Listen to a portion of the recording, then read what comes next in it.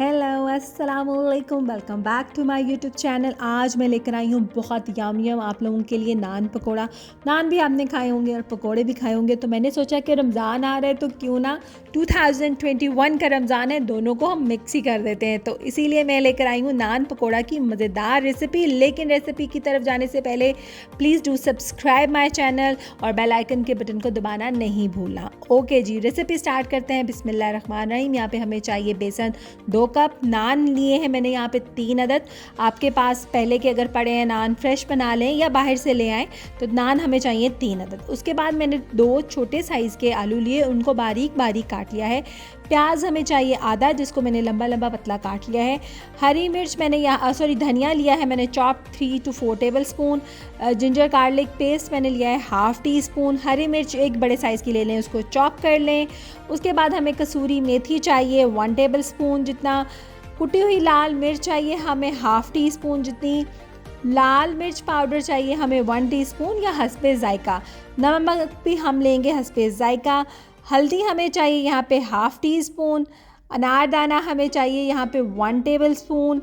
और कुटा हुआ ज़ीरा चाहिए हमें धनिया चाहिए 2 टेबल स्पून। ज़ीरा चाहिए हमें 1 टीस्पून। और यहाँ पे मैंने अजवाइन ली है हाफ़ टी स्पून। अब क्या करना है, सिंपल सा इसका मेथड है। सबसे पहले बेसन में ये जितने भी ड्राई हमारे पास मसाले थे वो हम डाल देंगे। उसके बाद मेथी डालेंगे, जितनी भी नमक मिर्च हल्दी सारा कुछ हम इसमें डाल देंगे। मिर्चें डालेंगे, प्याज डालेंगे, आलू डालेंगे और इसको जो है अच्छे से मिक्स कर लेंगे। अदरक लहसुन का पेस्ट हाफ़ टी स्पून ज़रूर डालिएगा, इससे बहुत अच्छा फ्लेवर आता है, ज़्यादा नहीं डालना। उसके बाद हम इसको अच्छे से मिक्स करके पानी लेंगे। पानी तकरीबन इसमें आपने इसकी जितना हमें ये थिक चाहिए उसके अकॉर्डिंगली लेना है। सो आप अंदाज़े में पौने कप जितना रख लीजिएगा और थोड़ा थोड़ा करके डालिएगा। ना इसको आपने बहुत पतला करना है और ना ही हमें ये बहुत ज़्यादा थिक चाहिए। इतना हमें इसका मिक्सचर का टेक्सचर इतना चाहिए कि ये अच्छे से नान के साथ लग सके। बहुत रनिंग होगा तो नहीं लगेगा, बहुत थिक होगा तो नहीं लगेगा। तो आपने इस पॉइंट का ख्याल रखना है। उसके बाद आपने अच्छे से मिक्स कर लेना है। आप देख सकते हैं कि मैंने एक साथ सारा पानी नहीं डाला, थोड़ा थोड़ा करके पानी डाल रही हूँ ताकि हमें फिर जो है ज़्यादा पतला ना हो जाए। तो इसको आपने अच्छे से कर लेना है। फिर भी मैं आपको दिखाऊंगी कि कितना थिक हमें चाहिए। बहुत यमी बनते हैं। रमज़ान आ रहे हैं, किसी दिन आपका दिल ना चाहे कि आप कुछ सालन रोटी बनाओ और आपका दिल चाहे कुछ डिफरेंट खाओ, तो ये बेस्ट रेसिपी है। मेरे घर दावत थी और ये नान आए थे, एक दिन पहले के नान हैं, तो मैंने उनको जो है फ्रीज़र में फ्रीज़ कर दीजिएगा। आप लोग भी ऐसे कर सकते हैं कि उसको फ्रीज़र में फ्रीज़ कर दें। मैंने उनको फ्रीज़र में फ्रीज़ कर दिया था, आप लोग भी ऐसे कर सकते हैं। अब आप देख सकते हैं कि ये कितना थिक है। उसके बाद मैंने क्या किया, पहले मैंने पूरा नान लिया, ठीक है। उसको पहले मैंने बैक साइड पे इसके साथ डिप किया, देन मैंने उल्टी साइड पे उसको डिप किया ताकि अच्छे से लग जाए। फिर मैंने हाथ से उठाया जो आलू था, प्याज था, जो मसाला था, और उसको इसके साथ चिपका दिया। आप देख सकते हैं मैं किस तरह कर रही हूँ, ठीक है। अच्छे से जो है आपने इसको करना है। उसके बाद बहुत आराम से प्यार से ऑयल गरम है, आपने इसको रखना है, फेंकना नहीं है, डालना नहीं है। हाथ जल गए तो भाई मेरा कसूर नहीं है, कोई कंप्लेन नहीं चलेगी फिर।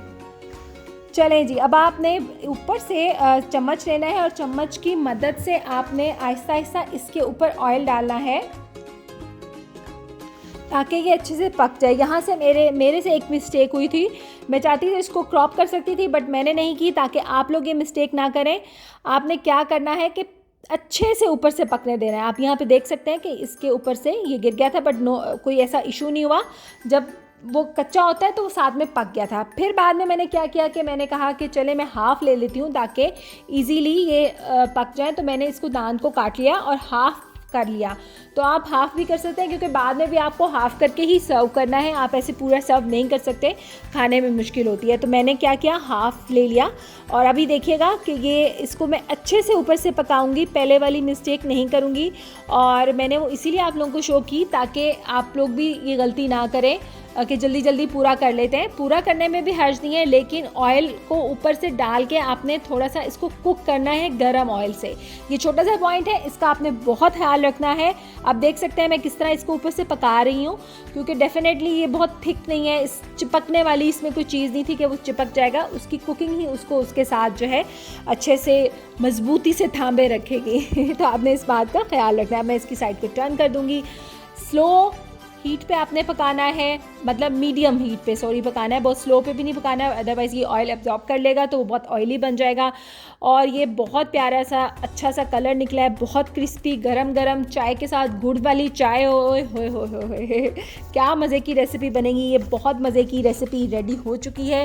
रमज़ान आ रहे हैं तो उसमें आप बहुत मज़े से इसको बना सकते हैं, वैसे भी बना सकते हैं, और बहुत सस्ते वाली डिश है और बहुत टेस्टी डिश है। साथ में चटनी मैंने बनाई थी, चटनी की बहुत सारी रेसिपीज़ इंशाल्लाह मैं आइंदा भी लेकर आऊँगी, और इससे पहले भी मैं आप लोगों को बता चुकी हूँ। आप चाहें तो मैं लिंक छोड़ दूँगी उसका, आप चेक कर सकते हैं और बना सकते हैं चटनियाँ। अदरवाइज़ मैं नई चटनियों की रेसिपी भी आप लोगों के साथ बहुत जल्द शेयर करूँगी। रमज़ान के लिए बहुत मज़ेदार रेसिपीज़ आने वाली हैं। आप भी बता सकते हैं कि आपने कौन सी रेसिपी चाहिए आपको। अपना रखिएगा ख्याल, मुझे रखिएगा दुआ में याद। अल्लाह हाफ़िज़।